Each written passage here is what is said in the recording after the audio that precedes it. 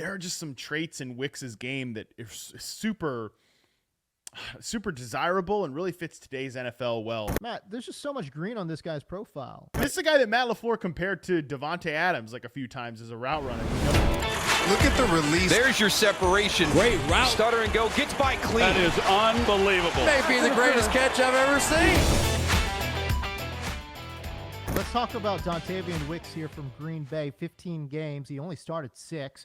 Was really kind of coming on, was Dontayvion Wicks here, but 39 receptions, 58 targets, 581 yards with 4 touchdowns, a 67.2% catch rate.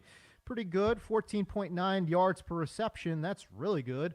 61% of his snaps came out wide. 37% came in the slot. And Dontayvion Wicks, again, an interesting player. I think there's a lot about his profile that we could take away and say, yeah, this guy's interesting. Let's take a little deeper dive and see what year number 2 brings. I really like Dontayvion Wicks. The Packers talk about whatever I just said about the Texans, like that's going to be a tough room to figure out. I have no idea what is going to happen with this Packers receiver room. But I do think something that's within the range of outcomes is that Dontayvion Wicks ends up being the best receiver on this roster. There are just some traits in Wicks's game that are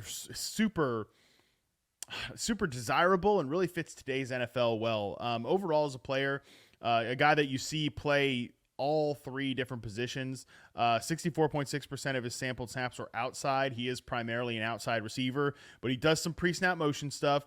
He's in the slot a little bit. He's 54.9% behind the line, 45.1% on the line of scrimmage. So you see some X, you see some flanker. I think he generally can line up at all 3 receiver positions, and you're going to get a positive result for Dontayvion Wicks. But the thing that's really fascinating for him is overall the success rates are really nice for Wicks. 72.2% success rate versus man. Really good number. Where we are interested in any wide receiver here that is going to line up as an outside guy and beat man coverage over 70%. Those guys should be on our radar. So Wicks is on that radar. The fact that he also comes back and he is over 70%, 72.7% success rate versus press, again, as a primarily outside receiver, super important for Dontayvion Wicks. And like, he also has some crazy high, like individual success rates we can kind of break down here. But just again, from an overall perspective, high level view, the fact that he's an outside receiver and he posts those numbers and really got better and better as the year went on, which I think is important to talk about with him too. You look at the results from his in-season rookie report data to the end of the season, almost everything is up. That is very indicative of who Wicks was as a player. So there's 2 points that I want to touch on here. You said that this is a player that, if he develops, could end up being the best receiver in this group. I just want to remind folks what that group looks like now. Okay, they spent a first-round draft pick on Christian Watson. There have been times where Romeo Doubs. I think he was a high second, but they Christian did trade Watson? up to like the 34th overall pick. Okay, so Christian Watson, a second-round pick. Romeo Doubs, at times, has looked like Jordan Love's favorite target at different points. Jaden Reed, they spent a second-round pick on. Okay, and again, they've got other guys that, like Bo Melton, for example, was at one point a highly regarded recruit, right? Dontayvion Wicks comes in out of Virginia. He's basically a one-year wonder, I want to say. And it wasn't his senior year either. It was his junior year at Virginia where he put up some big numbers. And then, he's kind of this 5th-round draft pick here for Green Bay. Okay, so I want to put that in perspective there. And I want to get back to that, Matt, because I first want to talk about some of these individual routes that Dontayvion Wicks is crushing on. And the one number that just obviously just flies off the page for me is the out route, right? Ran 11% of his routes were out routes, and he has a 90% success rate on the out route, which is just, that's crazy. That is outrageous. That's an incredibly impressive number. Can you talk about some of the stuff that he does there on the out route? And then again, too, you want to protect on the outside? Great. He's going to beat you on the slant. Okay. Yeah. And the curl route too. So he's got some really interesting routes in his profile that say that, hey, you really can't lock this guy up in any one particular way. No, you can't. I love the ability to work those in breaking routes we talked about, right? The slant and the curl. His dig route success rate 70.6%. That's solidly within the NFL average. But yeah, it's that ability to win on the out route that I thought was really fascinating for him, and the corner route too, which he ran at a above NFL average rate of 6.9%, and he has an 83.3% success rate. Like, that's when you start looking at this guy and like, man, I can easily get myself very excited about Dontayvion Wicks, because he can work that middle of the field, which is going to be crucial in this offense. I do think the fact they had him running those dig routes at such a high volume, 19.4% of his charted routes were dig routes. They clearly want him to sort of be in like that Puka Nacua type role for this offense, right? Like working the middle of the field, that type of stuff. But the success rate on vertical outbreaking patterns is what gets me excited about his upside.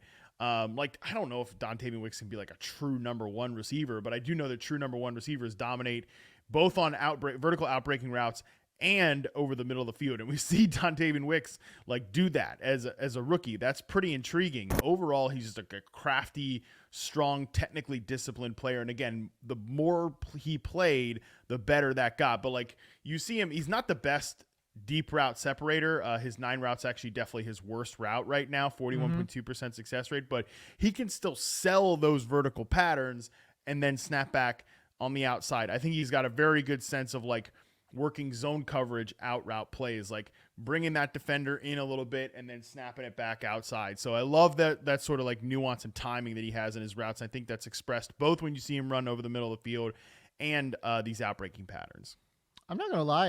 Again, this is from an athletic profile, a very interesting player, right? 6'1", 206 pounds. That's what he tested at the combine. He ran a 4.62 40, which is that's so bad.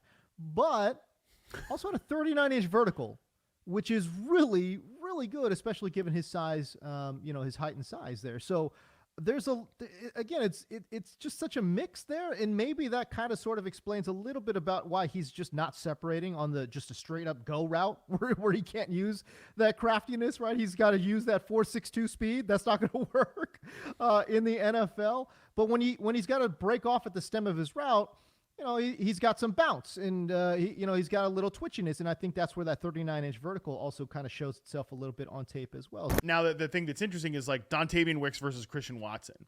Like, I haven't charted Christian Watson's year 2 data yet, but I don't know that like watching him really. I don't know that anything like is going to happen in the charting data to change my opinion. Maybe I'm wrong about that. Maybe he really showed some growth as a route runner in his second season, but I still think he is a player who clearly has value. He is a guy that's going to win down the field. He's going to be a guy that wins in sort of those Martavis Bryant type of ways, but I think he's more of like a big play merchant type than a true volume hog, because he's not consistent. He has strengths, but he doesn't have like multiple areas where he has strengths. He is not a technically sound player. Dontayvion Wicks is that guy that is, technically sound. He has multiple areas of strengths as a route runner. He's got solid hands.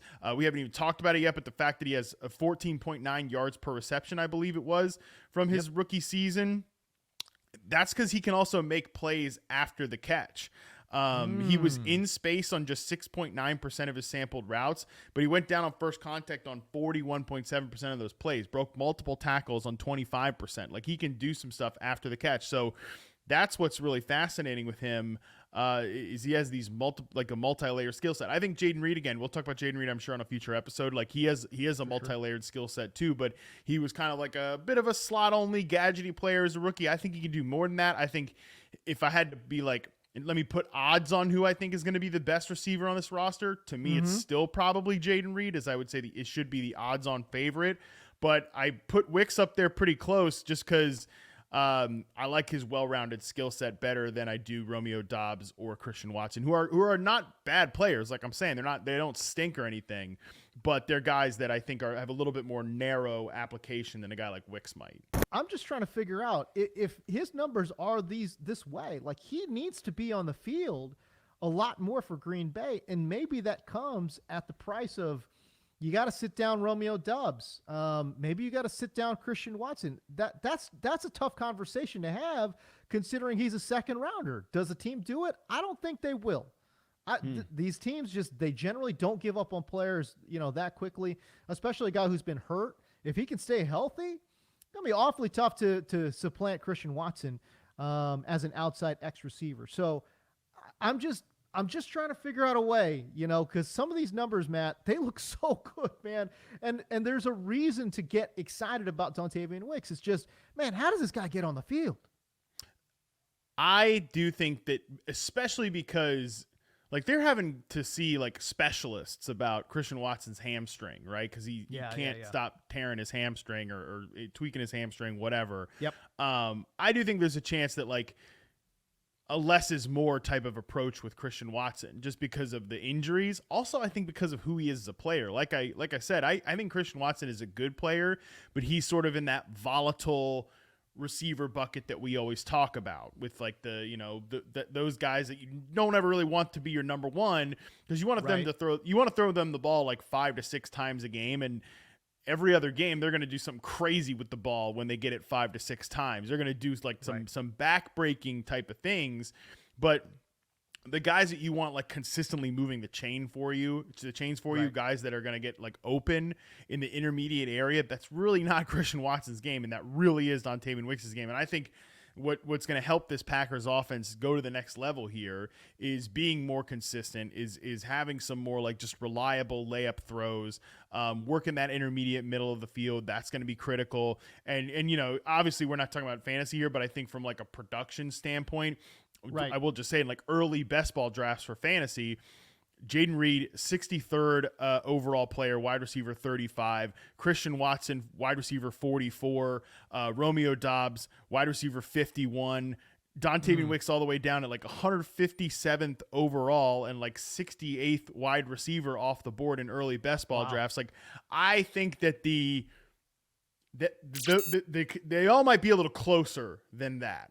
Sure. In terms of the end of year production, if everybody's out there and they are rotating and everybody's playing well, but there's just a lot of ways I think for Wicks to end up on the field, because his skill set's going to kind of demand it to be on the field. At least that's how I would view it if I was the Packers. And this is a guy that Matt LaFleur compared to Davante Adams a few times as a route runner, and we know that that's not oh, let me just compare to a guy who's been good with this team. That guy was the featured player of Matt LaFleur's offense in Green Bay, So I think it's a pretty high praise, obviously. And look, Wicks has got a long way to go to be freaking Davante Adams, but he is a very good route runner, and that's obviously what helped Davante Adams turn his career around. I do want to encourage everybody to go to the website receptionperception.com.